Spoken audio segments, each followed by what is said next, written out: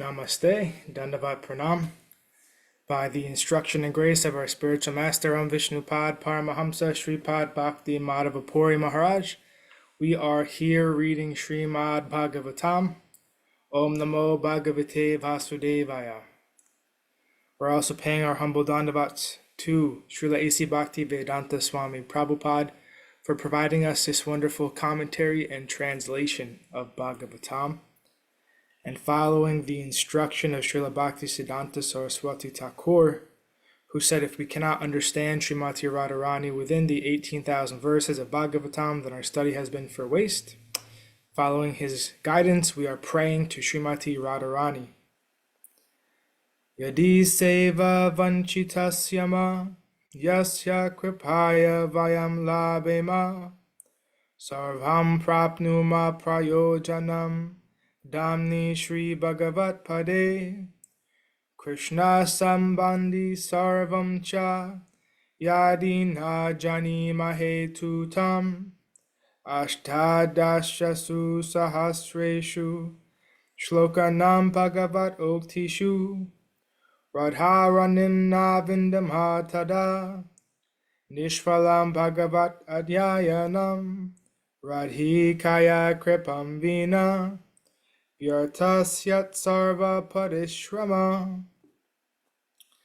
If we are cheated out of serving that personality whose mercy awards us everything we need, including residence in the Lord's holy Dham, and all things connected to Krishna, and if we cannot understand or discover Radharani within the 18,000 verses of Srimad Bhagavatam, then our study of Srimad Bhagavatam has been pointless.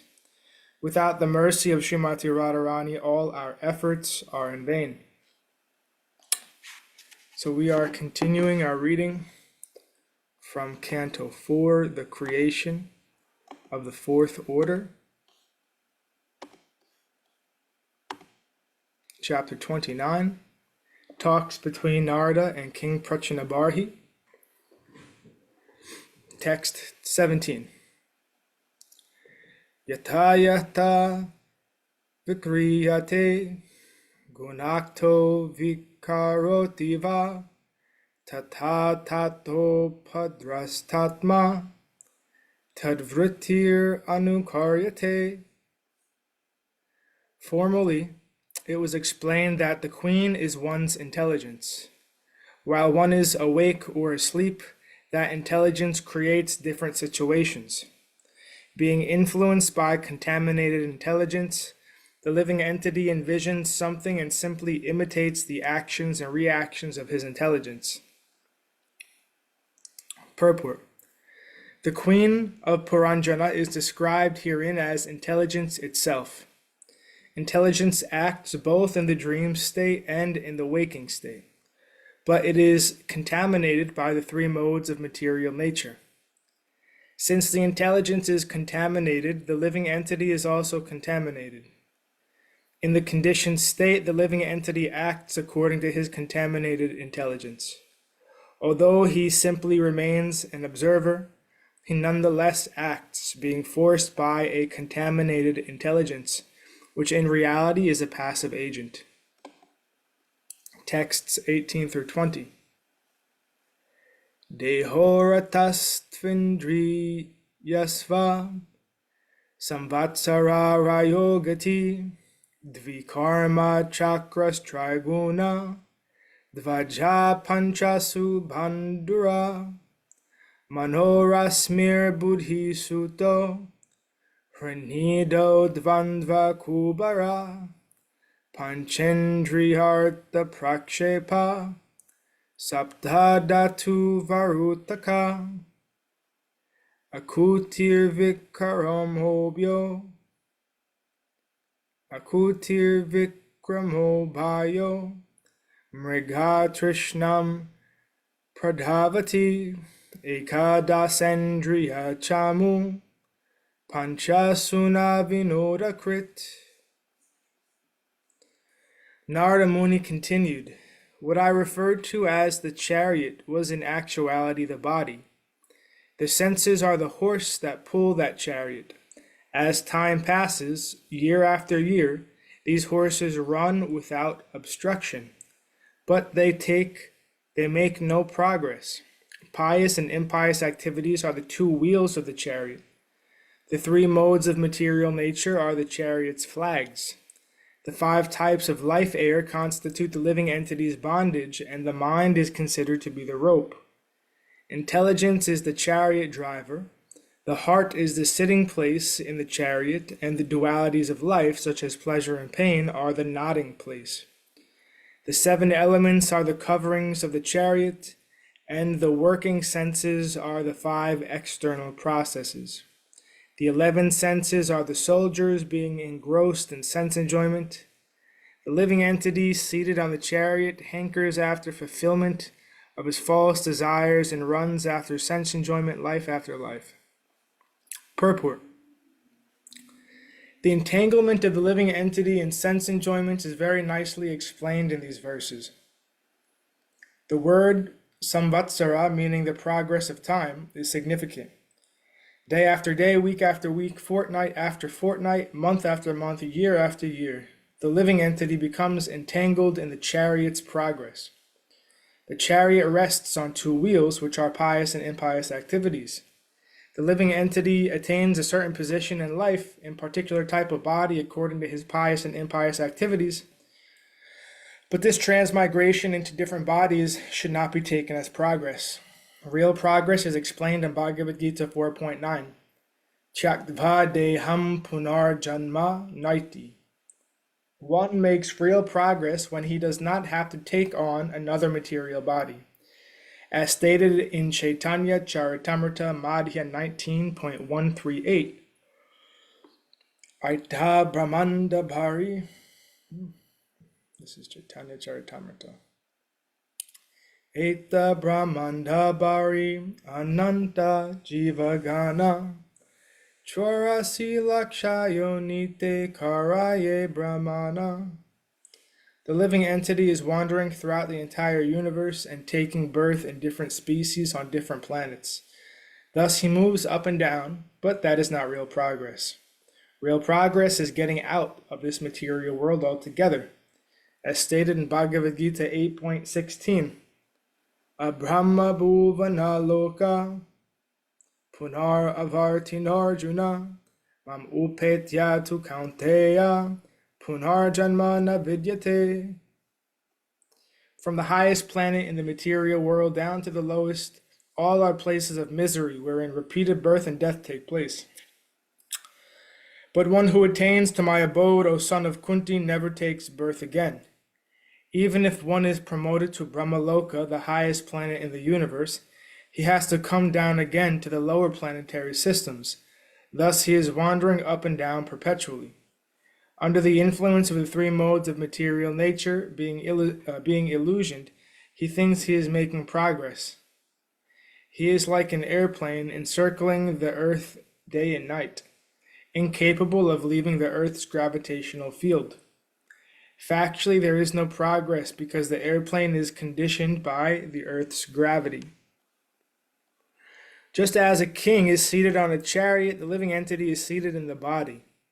The sitting place is the heart, and the living entity sits there and engages in the struggle for existence, which goes on without progress perpetually. In the words of Narottam Das Thakur, Karma Kanda Jnana Kanda Kevala Vishera Banda Amrita Baliya Yebe Kaya Nanayoni Sadafire Kadarya Bhakshana Kare Tara Janma Adhapati Yaya. The living entity struggles very hard due to the influence of fruitive activity and mental speculation, and simply gets a different type of body life after life. He eats all kinds of nonsense and is condemned by his activities of sense enjoyment. If one really wants to progress in life, he must give up the ways of karma kand and jnana kand, fruitive activities and mental speculation. Being fixed in Krishna consciousness, one can become free from the entanglement of birth and death and the vain struggle for existence. In these verses, the words mriga trishnam pradhavati are very significant because the living entity is influenced by a thirst for sense enjoyment.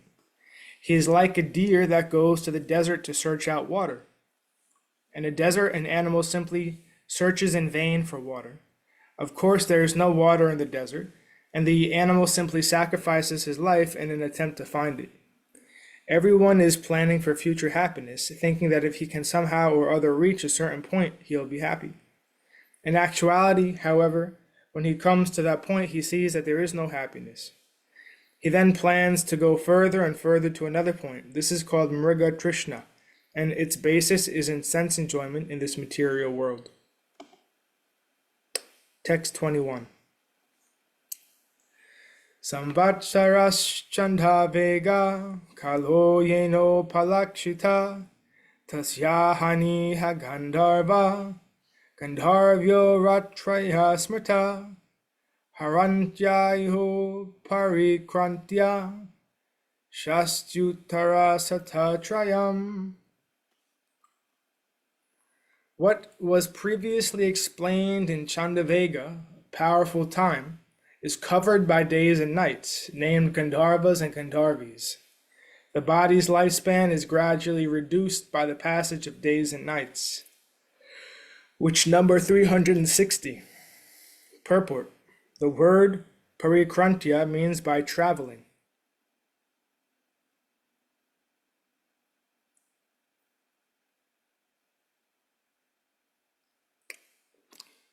The living entity travels on his chariot day and night during a year consisting of 360 or more days and nights.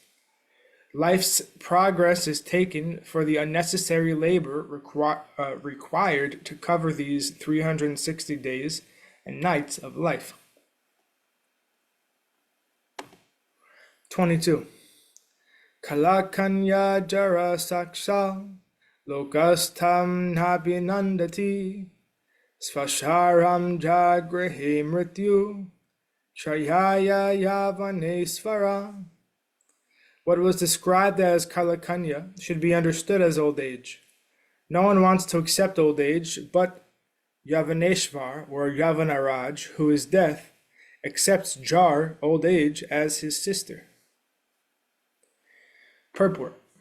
Encaged within the body, the living being accepts Kalakanya, old age, just before death. Yavaneshvar is the emblem of death, Yamaraj. Before going to the place of Yamaraj, the living entity accepts Jara, old age, the sister of Yamaraj. One is subjected to the influence of Yavanaraj and his sister due to impious activity.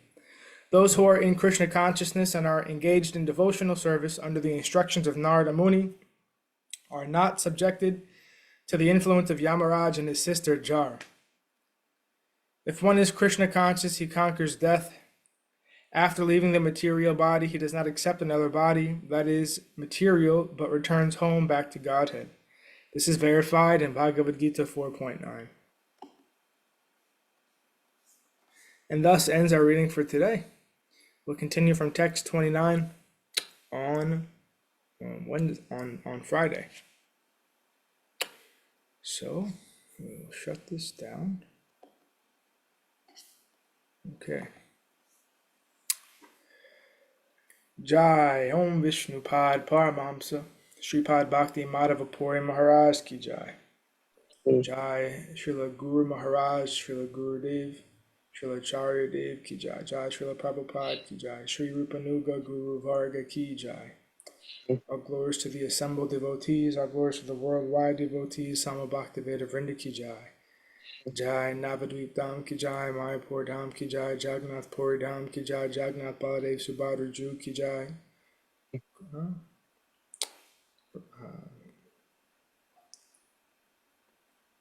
Shamkund Radhakund Ki Jai, Giri Govardhan Gupta Govardhan Dham Ki Jai, Vrindavan Dham Ki Jai. Hare Krishna. Jai Srimad Bhagavatam Ki Jai, Harinam Sankirtan Yagya Ki Jai, Scientific Sankirtan Yagya Ki Jai, Princeton Bhaktivedanta Institute Ki Jai, Sri Chaitanya Saraswat Mat Ki Jai, Nitai Gaura Premanandi, Hari Hari Hari Bol. Jai Srimati Uma Devi Dasi Ki Jai. Hare Krishna. Sripad Krishna Kesava Prabhuji ki jai. Dhanyavad Stidi. Dandavad Pranam Prabhuji.